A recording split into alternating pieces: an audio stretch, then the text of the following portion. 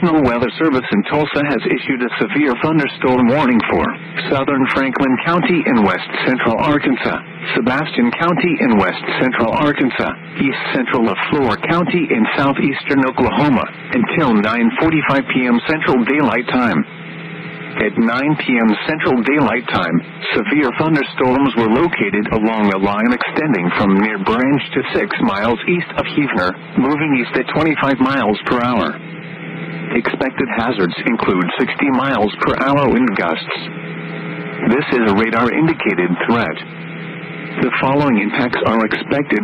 Expect damage to roofs, siding, and trees. Locations in or near the path include Charleston, Arcola, Huntington, Crossroads, Central City, Witcherville, Dayton, Hodo, Milltown, Branch, Howe, Excelsior, Vesta, Cecil, Ursula, Lavaca, Denning, Edna, Alex, Greenwood.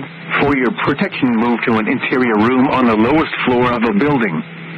A tornado watch remains in effect until 2 a.m. Central Daylight Time for northwestern and west central Arkansas and southeastern Oklahoma.